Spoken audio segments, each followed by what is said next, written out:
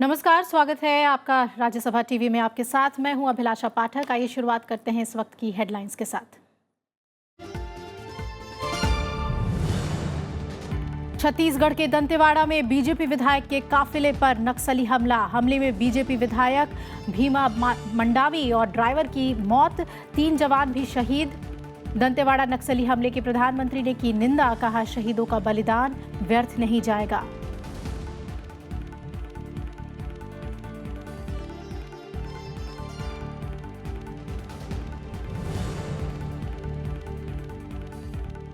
लोकसभा चुनाव के पहले चरण के लिए प्रचार हुआ खत्म। मैदान में नितिन गडकरी, किरेन रिजिजू, वीके सिंह समेत कई केंद्रीय मंत्री, हरीश रावत, जीतन राम मांझी, मुकुल संगमा और अजीत सिंह समेत कई दिग्गज भी चुनावी रण में। 20 राज्यों के 91 सीटों के लिए 11 अप्रैल को मतदान।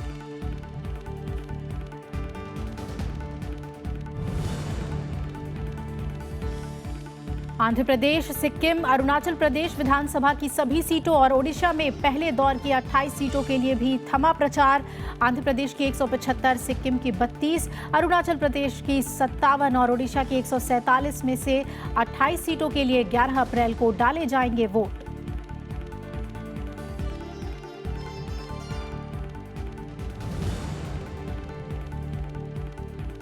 प्रधानमंत्री की महाराष्ट्र और कर्नाटक में चुनावी रैली। चित्रदुर्ग में कहा, हमने पाकिस्तान में आतंकियों को मारा, लेकिन दर्द भारत में कुछ लोगों को हो रहा है। महाराष्ट्र के लातूर में संबोधन में कहा, कांग्रेस में भ्रष्टाचार ही शिष्टाचार।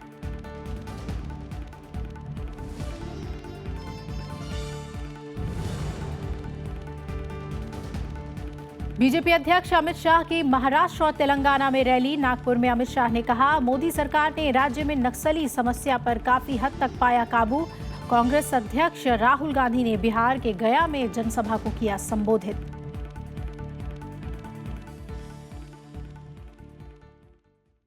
आइए बुलेटिन की शुरुआत करते हैं लोकसभा चुनाव से जुड़ी हुई खबरों के साथ।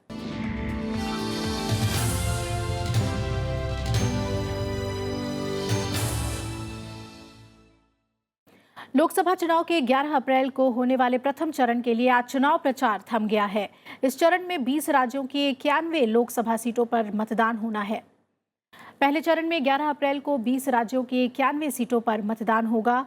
इनमें आंध्र प्रदेश की 25, तेलंगाना की 17, उत्तर प्रदेश की 8, महाराष्ट्र की 7, असम की 5, बिहार और ओडिशा की 4-4, अरुणाचल प्रदेश, पश्चिम बंगाल, जम्मू कश्मीर और मेघालय की 2-2 सीटों पर, वहीं मिजोरम, नागालैंड, सिक्किम, छत्तीसगढ़, त्रिपुरा, अंडमान निकोबार और लक्षद्वीप की 1-1 सीट पर मतदान होना है।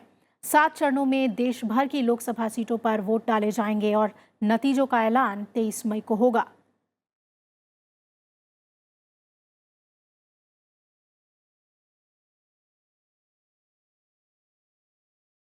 वहीं इस दौर में कई दिग्गज अपनी किस्मत आजमा रहे हैं। जिन दिग्गजों पर सबकी नजरें हैं, उनमें खास तौर पर महाराष्ट्र के नागपुर सीट पर केंद्रीय मंत्री और बीजेपी के वरिष्ठ नेता नितिन गडकरी का मुकाबला कांग्रेस उम्मीदवार नाना पटोले से होगा। तो नागपुर सीट से नितिन गडकरी हैं, सीधी लड़ाई उनकी कांग्रेस से। वहीं अरुणाचल प्रदेश की अरुणाचल पश्चिम लोकसभा सीट से इस बार केंद्रीय गृह राज्य मंत्री और बीजेपी नेता किरेन रिजिजू मैदान में हैं और उनका सामना पूर्व मुख्यमंत्री नबाम तुकी से होगा। अल्मोड़ा सीट की बात करें तो यहां बीजेपी के अजय टम्टा का मुकाबला कांग्रेस के प्रदीप टम्टा से है।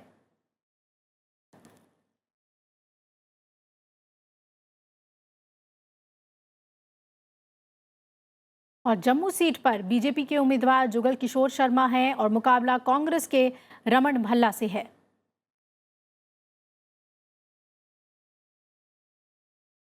पश्चिमी उत्तर प्रदेश के मुजफ्फरनगर लोकसभा सीट पर बीजेपी उम्मीदवार संजीव बालियान और राष्ट्रीय लोकदल के अध्यक्ष चौधरी अजीत सिंह के बीच सीधा मुकाबला देखने को मिलेगा।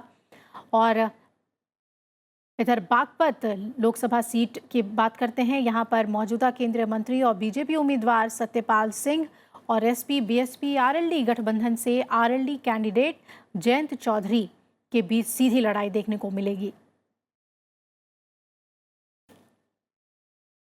उधर उत्तराखंड की बात करें तो नैनीताल लोकसभा सीट पर बीजेपी के अजय भट्ट और पूर्व मुख्यमंत्री और कांग्रेस उम्मीदवार हरीश रावत के बीच मुकाबला है।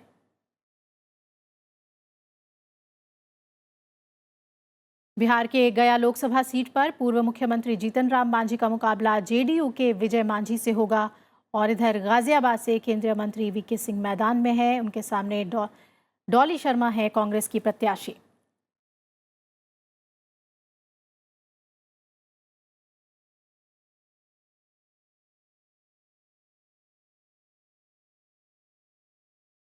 और हमारे साथ संवाददाता जुड़ रहे हैं, रविंद्र सिंह हमारे साथ जुड़ रहे हैं और साथ ही हमारे साथ मोहम्मद फातिह जुड़ रहे हैं, गया में मौजूद हैं। पहले रविंद्र आपके पास आना चाहेंगे और जानना चाहेंगे कि पहले चरण के चुनाव का जो प्रचार का जो शोर है वो थम चुका है, लेकिन ये चुनावी लड़ाई पहले चरण में कितनी गंभीर दिख रही है आपको, सभी सियासी दलों के बीच की लड़ाई की बात करें तो?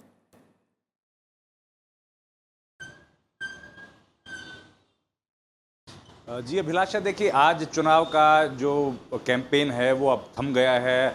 रैलियां, बड़े बड़े जो जुलूस निकाले जाते थे वो अब नहीं निकाले जाएंगे और जो मतदाताओं को उम्मीदवार है वो व्यक्तिगत तौर पर या उनके घर घर जाकर वोट मांग भी सकते हैं।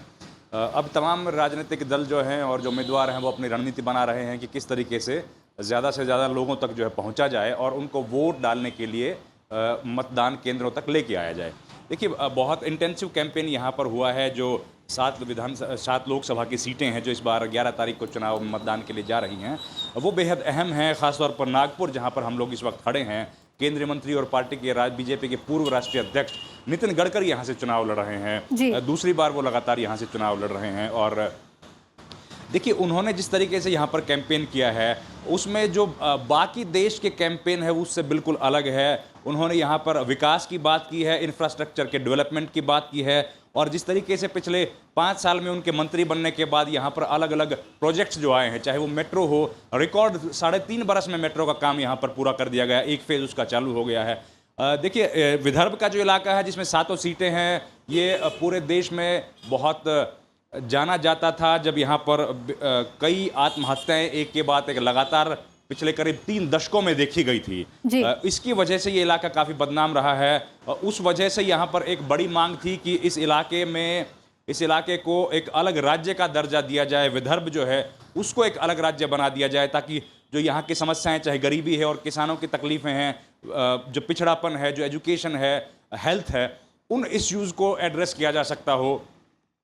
लेकिन जिस तरीके से ये सरकार बनने के बाद और नितिन गडकरी जिस तरीके से दावे कर रहे हैं कि उन्होंने यहाँ मंत्री बनने के बाद जिस तरीके से किसानों से लेकर और इंफ्रास्ट्रक्चर के डेवलपमेंट, रोजगार के कई जो है अवसर वो यहाँ के लोगों को पैदा करवाए हैं, जिसकी वजह से वो जो डिमांड थी उस पर शायद उतना प्रभाव अब नहीं रह गया है।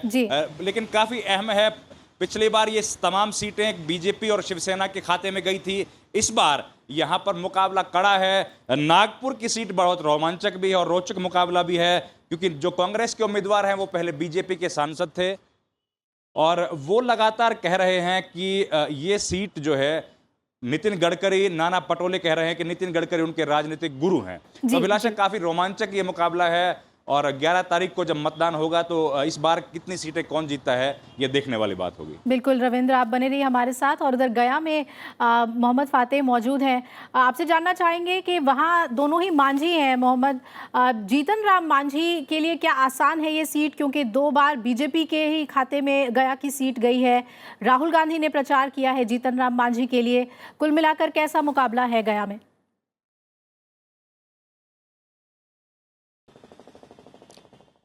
देखिए अभिलाषा, यहाँ पे गया में जो राजनीतिक समीकरण है अभी वो फिलहाल 2009 से जो विजय मांझी हैं जेडीयू के, वो लगातार यहाँ से चुनाव जीतते रहे हैं। 2009 में उन्होंने जीत हासिल की, उसके बाद में 2014 में भी वो लोकसभा में चुन करके गए। फिलहाल जो वर्तमान राजनीतिक परिदृश्य है अभिलाषा, यहाँ पर लड़ाई तो कड़ी बताई जा रही है, लेकिन फिलहाल चूंकि लोकसभा का चुनाव जो होता है वहां पे मुद्दे राज्य के ना होकर के राष्ट्रीय मुद्दे होते हैं, लिहाजा विकास यहाँ पर मुद्दा है। प्रधानमंत्री नरेंद्र मोदी के नाम पर यहाँ पर वोट मांगा जा रहा है। हालांकि आज राहुल गांधी की रैली थी गया में, शाम को बताया जा रहा है कि रैली उतनी सफल नहीं थी, उतने लोग वहां पर नहीं जुटे और यहाँ पे जो आम जनमानस है उनमें जो जिस तरह का विकास को लेकर के, यहाँ पर बुनियादी सुविधाओं को लेकर के जो बातचीत हमने उनसे की, उनको विकास के नाम पे उन्होंने प्रधानमंत्री नरेंद्र मोदी का ही नाम लिया कि हम मतलब विकास के साथ में जाएंगे। फिलहाल यहाँ पे जो आज चूंकि चुनाव जो आयोग की तरफ से जो निर्देश दिए गए हैं उसको लेकर के चुनाव की पूरी तैयारी अभिलाषा की गई। फिलहाल यहाँ पे हम गया में हैं। गया में अगर हम बात करें तो 9 विधानसभा की सीटें गया में हैं और तकरीबन 28 लाख से ज्यादा मतदाता हैं। 2500 यहाँ पे केंद्र बनाए गए हैं। तो चुनाव आयोग की पूरी कोशिश है कि आम लोगों को उनके घरों की दहलीज से निकाल करके मतदान केंद्रों तक लाया जाए। तैयारी पूरी है बिहार में। जी, गया सीट को लेकर अपनी पूरी जानकारी हमें दी। बहुत बहुत शुक्रिया रविंद्र, आपका भी शुक्रिया हमारे साथ जुड़ने के लिए नागपुर से और वहाँ के जो चुनावी माहौल है उससे हमें रूबरू कराने के लिए। तो अब कुछ दिनों में नतीजों का इंतजार होगा, क्योंकि पहले चरण की वोटिंग के बाद जैसे जैसे 7 चरणों में चुनाव होंगे हर सीट पर नज़र होगी हमारी। और लोकसभा चुनाव से जुड़ी हुई खबरों में हम आगे बढ़ें तो बता दें आपको कि आज चुनाव प्रचार का, क्योंकि आखिरी दिन था, तो चुनाव प्रचार पूरे चरम पर देखने को मिला। और ख़ास तौर पर प्रधानमंत्री नरेंद्र मोदी के चुनावी रैली की बात करें तो आज कर्नाटक के चित्रदुर्ग में वो मौजूद थे। जनसभा को उन्होंने संबोधित किया और कहा कि हमने पाकिस्तान में आतंकियों को मारा, लेकिन यहाँ भारत में कुछ लोगों को दर्द हो रहा है। उन्होंने ये भी कहा कि कर्नाटक के मुख्यमंत्री तो एक कदम आगे बढ़ गए हैं और कहते हैं कि हमारी सेना की वीरता की बात नहीं होनी चाहिए, इससे उनके वोट बैंक को नुकसान पहुंचता है। जब हमने आतंकियों पर प्रहार किया तो दर्द पाकिस्तान को हुआ, लेकिन आंसू हमारे यहां कांग्रेस और जेडीएस उनके साथियों के निकले। पूरी दुनिया भारत के पक्ष में खड़ी हो गई, लेकिन हमारे यहां के महामिलावटी दल पाकिस्तान के बजाय मोदी के खिलाफ निंदा प्रस्ताव पारित कर रहे थे। प्रधानमंत्री ने मैसूर में भी जनसभा को संबोधित किया। पीएम ने कर्नाटक के मैसूर में एक चुनावी रैली को संबोधित करते हुए कहा कि बीते 5 साल से आपके इस सेवक ने सबका साथ सबका विकास के मूल मंत्र पर चलने का प्रयास किया है। स्वच्छ भारत अभियान से लेकर कनेक्टिविटी तक हमारे प्रयासों का बहुत बड़ा लाभ मैसूर को, इस पूरे क्षेत्र को हुआ है। प्रधानमंत्री ने आज महाराष्ट्र के लातूर में भी जनसभा को संबोधित किया। इस मौके पर पीएम मोदी ने उनके निशाने पर खासतौर पर कांग्रेस और एनसीपी रही। प्रधानमंत्री ने कहा कि कांग्रेस में भ्रष्टाचार ही शिष्टाचार है और नोट से वोट खरीदने का ये पाप इनकी राजनीतिक संस्कृति रही है। दूसरी तरफ बीजेपी अध्यक्ष अमित शाह ने नागपुर में एक जनसभा को संबोधित किया। इस मौके पर उन्होंने कहा कि मोदी सरकार ने नक्सलवाद की समस्या पर काफी हद तक काबू पाया है। उन्होंने कहा कि एक बार फिर एनडीए की सरकार को बहुमत मिलेगा। 5 ही साल के कालखंड के अंदर नक्सलवाद के अंदर 36% कमी लाने का काम ये भारतीय जनता पार्टी की सरकार ने किया है। और भौगोलिक क्षेत्रों में पहले 330 जिले थे, अब 76 से भी कम जिले होते होते होते 58 जिलों तक ये बात फैल कर रहे हैं। मित्रों, ये सबसे बड़ी उपलब्धि है भारतीय जनता पार्टी की, मोदी सरकार की। केंद्रीय गृह मंत्री राजनाथ सिंह ने मंगलवार को समाचार एजेंसी एएनआई को दिए इंटरव्यू में आईटी और ईडी के छापों के पीछे कोई राजनीतिक प्रभाव होने से इनकार किया है। उन्होंने जम्मू कश्मीर, एनआरसी समेत विभिन्न मुद्दों पर पार्टी का नजरिया साफ किया।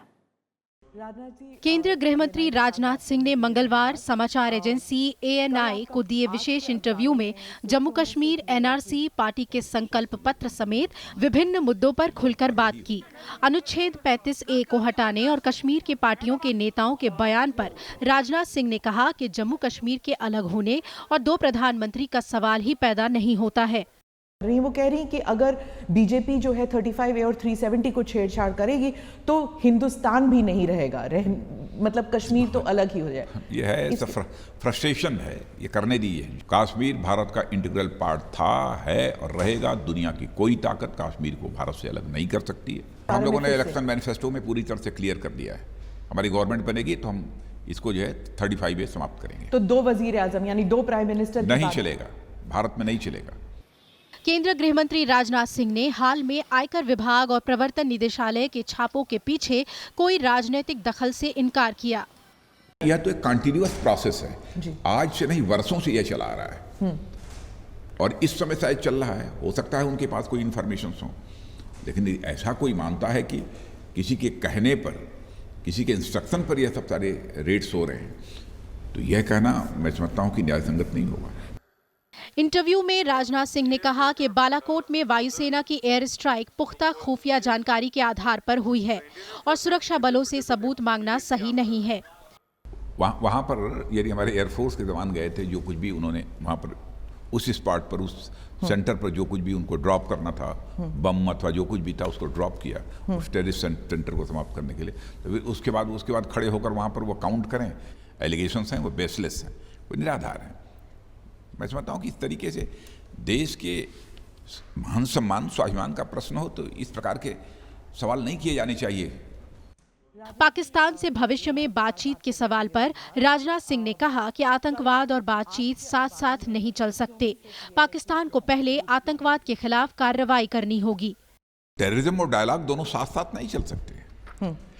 कम से कम उसको भी तो यह कमिट करना ही पड़ेगा ना कि नहीं, टेररिज्म को हम रोकेंगे, उस पर हम प्रतिबंध लगाएंगे, हम अपने यहाँ किसी को ट्रेनिंग देने की इजाजत नहीं देंगे। अच्छा, मान लीजिए पाकिस्तान को ये लगता है कि अकेले वह टेररिज्म को नहीं रोक सकते, तो मैं समझता हूं कि उन्हें अपने पड़ोसी देश भारत का सहयोग प्राप्त करना चाहिए। भारत उनका सहयोग करने को तैयार है। गृह मंत्री ने दूसरे राज्यों में एनआरसी लागू करने के दौरान धर्म के आधार पर भेदभाव की आशंका को खारिज किया। उन्होंने कहा कि संकल्प पत्र पर जो भी वादा किया गया है, पार्टी उसे लागू करने की दिशा में आगे बढ़ेगी। Bureau report, Rajya Sabha TV. और इधर कांग्रेस अध्यक्ष राहुल गांधी ने बिहार के गया में जीतन राम मांझी के समर्थन में रैली की। राहुल गांधी ने कहा कि कांग्रेस सत्ता में आएगी तो 20% गरीबों को न्याय योजना का लाभ मिलेगा।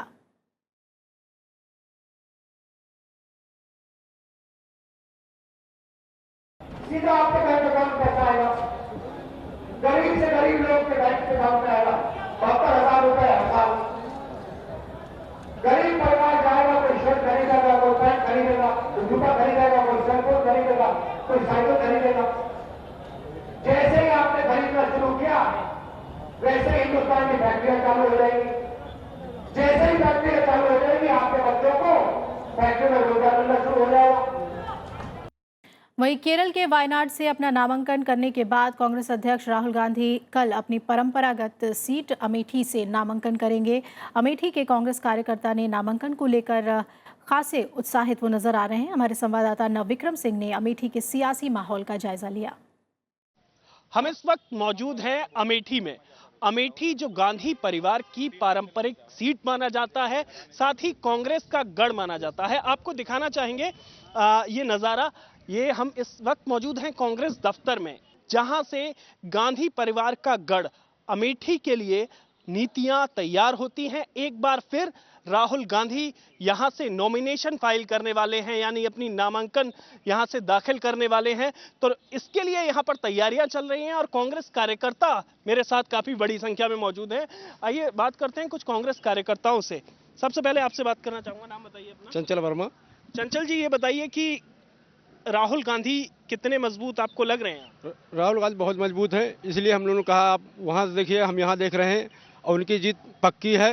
प्रियंका के आने से कितना बदलाव कांग्रेस में नजर आ रहा है? प्रियंका जी जब से सक्रिय हुई हैं, लोगों में जबरदस्त उत्साह है और उनके साथ साथ राहुल गांधी को यहाँ अमेठी की जनता, आपकी अमेठी की जनता उनको यहाँ का सांसद ही नहीं, देश का प्रधानमंत्री चुनना चाहती है, इसीलिए यहाँ भारी उत्साह है। लेकिन एक बात बताइए, राहुल गांधी तो अमेठी जिस तरीके से पारंपरिक सीट थी, लेकिन वहाँ केरल वायनाड पहुंच गए दूसरी बार लड़ने में, इससे कुछ निराशा आप लोग? ना सुनिए, उसको सुनिए ना।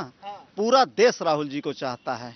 अमेठी से तो ये ऐतिहासिक जीत होने जा रही है, कल का नामांकन भी ऐतिहासिक होगा। तो आप देख सकते हैं कि कांग्रेस कार्यकर्ता काफी उत्साह में नजर आ रहे हैं। लेकिन 2014 में कांग्रेस की जीत का अंतर अमेठी से कम हुआ था। ऐसे में इस बार मुकाबला दिलचस्प देखने को मिल सकता है, क्योंकि केंद्रीय मंत्री स्मृति ईरानी ने यहां कई दौरे किए हैं। ऐसे में दिलचस्प मुकाबले की उम्मीद है। कैमरामैन अमित राजगुप्ता के साथ नव विक्रम सिंह, राज्यसभा टीवी, अमेठी।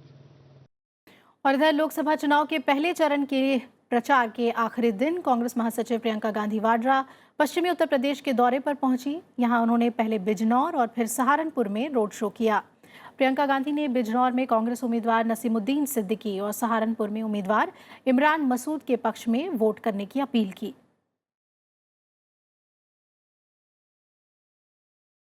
बिजनौर और सहारनपुर में 11 अप्रैल को वोटिंग होनी है। बिजनौर में कांग्रेस के नसीमुद्दीन सिद्दीकी का मुकाबला बीजेपी के कुंवर भारतेंद्र सिंह से है और बीएसपी के मलूक नागर भी इस सीट से चुनाव लड़ रहे हैं। वहीं सहारनपुर की बात करें, यहां कांग्रेस उम्मीदवार इमरान मसूद का मुकाबला बीएसपी के हाजी फजल रहमान और बीजेपी के राघव लखनपाल से है। बिहार के बेगूसराय लोकसभा सीट से सीपीआई उम्मीदवार और जेएनयू छात्र संघ के पूर्व अध्यक्ष कन्हैया कुमार ने नामांकन दाखिल कर दिया है। कन्हैया कुमार ने निर्वाचन अधिकारी के कार्यालय में अपना नामांकन पर्चा भरा। बेगूसराय सीट पर कन्हैया कुमार का मुकाबला बीजेपी के गिरिराज सिंह और आरजेडी के उम्मीदवार तनवीर हसन से है।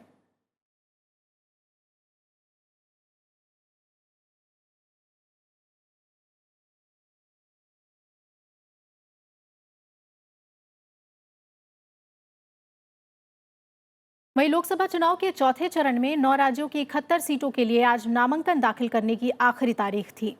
10 अप्रैल को नामांकन पत्रों की जांच होगी। 12 अप्रैल तक नाम वापस लिए जा सकेंगे। चौथे चरण का मतदान 29 अप्रैल को होगा और नतीजों का ऐलान 23 मई को होना है।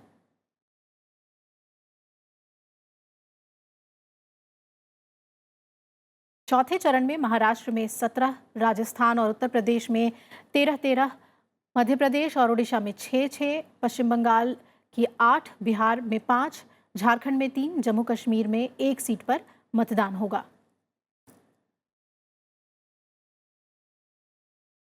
इस दौरे में जिन प्रमुख उम्मीदवारों पर लोगों की नजरें हैं, उनमें बिहार के बेगूसराय सीट से केंद्रीय मंत्री गिरिराज सिंह हैं, तो उत्तर प्रदेश के कन्नौज लोकसभा सीट से डिंपल यादव हैं, कानपुर से पूर्व केंद्रीय मंत्री श्री प्रकाश जायसवाल, पश्चिम बंगाल के आसनसोल से लोकसभा सीट से टीएमसी की मुनमुन सेन और बीजेपी के उम्मीदवार बाबुल सुप्रियो शामिल हैं।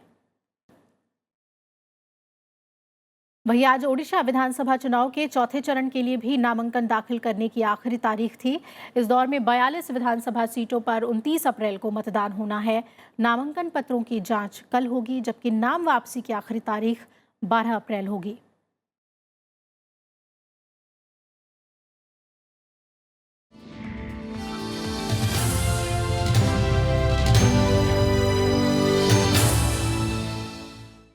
छत्तीसगढ़ के दंतेवाड़ा में बीजेपी विधायक भीमा मंडावी के काफिले पर नक्सली हमले में विधायक की मौत हो गई है।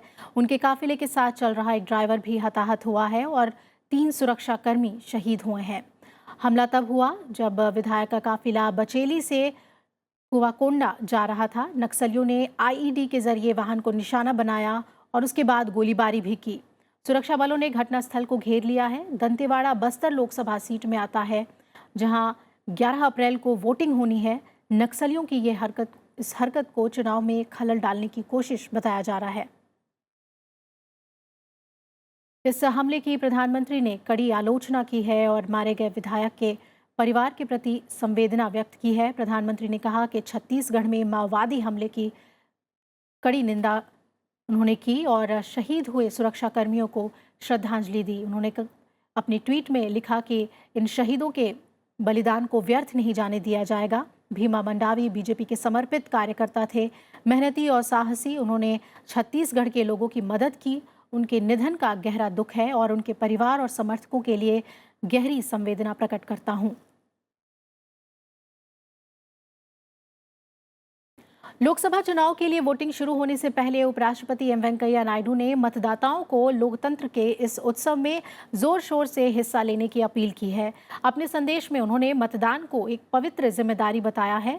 उपराष्ट्रपति ने कहा कि मतदान की राजनीति का स्तर सुधारने, लोकतंत्र को मजबूत बनाने और देश के शानदार भविष्य के निर्माण में मतदान अहम भूमिका है। उपराष्ट्रपति ने मतदाताओं से कहा कि वो ये मौका नहीं चूके, सोच विचार और मूल्यांकन करने के बाद मताधिकार का प्रयोग अवश्य करें। उपराष्ट्रपति ने 4C का मंत्र देते हुए कहा, कैश, कास्ट, कम्युनिटी और क्रिमिनलिटी की जगह मतदाता से कैरेक्टर, कैलिबर, कॉम्पिटेंस और कंडक्ट के आधार पर नेता चुने। उपराष्ट्रपति ने अपने संदेश में कहा कि गुरुवार से दुनिया के सबसे बड़े लोकतांत्रिक देश का चुनाव शुरू हो रहा है। अगले 5 हफ्ते में करीब 90 करोड़ मतदाता अपने अधिकार का इस्तेमाल लोकसभा और कुछ विधानसभा चुनाव के लिए सदस्यों को चुनेंगे। और उपराष्ट्रपति ने आज़ादी के बाद 1951 में हुए चुनाव से लेकर 2014 के बीच हुए चुनाव में मतदान फीसदी का जिक्र करते हुए कहा कि यह मतदान का बढ़ता आंकड़ा परिपक्व लोकतंत्र की निशानी है। संविधान निर्माताओं ने देश के निर्माण की जिम्मेदारी परिपक्व मतदाताओं के कंधों में दी थी। इधर राज्यसभा के उपसभापति हरिवंश ने कहा कि आज वैश्विक दुनिया में शिक्षा प्रणाली किसी देश का भाग्य बदलने की ताकत रखती है। दोहा में अंतर संसदीय संघ के सम्मेलन में शांति, सुरक्षा और कानून को कायम करने के लिए शिक्षा को बढ़ावा देने में संसद एक मंच विषय पर बोलते हुए उन्होंने ये बात कही। उपसभापति ने कहा कि शिक्षा देश के आर्थिक विकास, बेहतर स्वास्थ्य, लैंगिक समानता, सामाजिक भाईचारा बढ़ाने में मददगार होती है।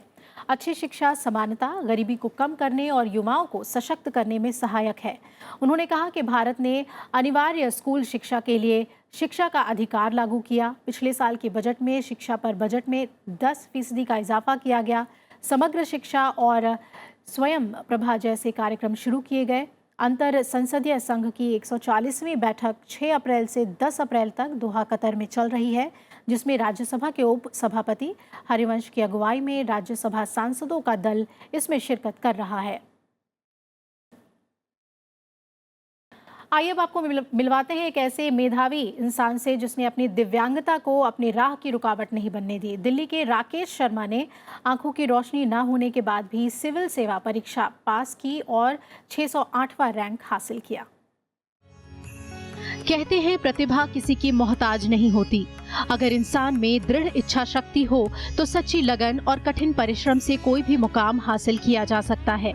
इसे सच साबित किया है दिल्ली के राकेश शर्मा ने, जिन्होंने आंखों की रोशनी नहीं होने के बावजूद सिविल सेवा परीक्षा पास की। तो उनको मैंने स्कैन करवाया तो मुझे 3-4 महीने तक तो यूजुअली न्यूज़पेपर पढ़ा मैंने, और उसके अलावा इंटरनेट को ज़्यादा से ज़्यादा यूज़ किया। उसके ज़रिए थोड़ा अपना स्टडी को कंटिन्यू रखा ताकि मैं फर्स्ट अटैम्प्ट में क्लियर कर पाऊँ। कभी लंच कर रहा हूँ या डिनर कर रहा हूँ तो साइमल्टेनियसली मैं किसी वीडियोस वगैरह चला देता था यूट्यूब पे। जैसे कई ऑनलाइन प्लेटफॉर्म्स हैं तो उनसे मैं पढ़ाई करता था और वीडियोस का यूज़ करता था। और मैं किसी भी तरह अपने टाइम को वेस्ट नहीं करता था, क्योंकि मुझे शुरू से ही पता था कि अगर मुझे ये एग्ज़ाम क्लियर करना है तो मुझे एक सामान्य छात्र से 3-4 घंटे एक्स्ट्रा देने होंगे। राकेश शर्मा के दोस्त शुभम सैनी का कहना था कि शारीरिक कमजोरी उसके पढ़ाई और समर्पण में कभी आड़े नहीं आई। शुरू से ही मेरा दोस्त रहा है, कॉलेज में हम साथ पढ़े हैं, एक हॉस्टल में हम रहे हैं। शुरू से ही मैंने देखा है इसमें एक क्वालिटी है, बहुत हार्ड वर्किंग है, बहुत डेडिकेटेड है और टारगेट अप्रोच रखता है। मास्टर्स में इसने फर्स्ट अटैम्प्ट में JRF क्लियर किया और इसने एक बार मुझे बताया कि मुझे स्विमिंग सीखनी है, तो उसमें भी मैंने इसकी बहुत डेडिकेशन देखी, बहुत ट्राई करता था, प्रैक्टिस करता था। कोच इतना नहीं समझा पाता था, लेकिन इसकी जो सीखने की कैपेसिटी थी वो बहुत अच्छी थी और मुझे पता था इसे फर्स्ट अटैम्प्ट में निकलेगा। 3 साल की उम्र में दवाओं के रिएक्शन के कारण राकेश शर्मा की आंखों पर असर हुआ और उनकी नजर कमजोर हो गई। इसके बावजूद ब्रेल लिपि की मदद से उन्होंने स्कूल और कॉलेज की पढ़ाई पूरी की। पिछले 1 साल से वो लैपटॉप और ईयरफोन से दिल्ली के एक कोचिंग सेंटर में UPSC की तैयारी कर रहे थे। आखिरकार कामयाबी ने उनका कदम चूमा और सिविल सेवा परीक्षा में 608वीं रैंक हासिल की। लीना शर्मा, राज्यसभा टीवी। इसी के साथ इस बुलेटिन में फिलहाल इतना ही। आप जुड़े रहिए राज्यसभा टीवी के साथ। नमस्कार।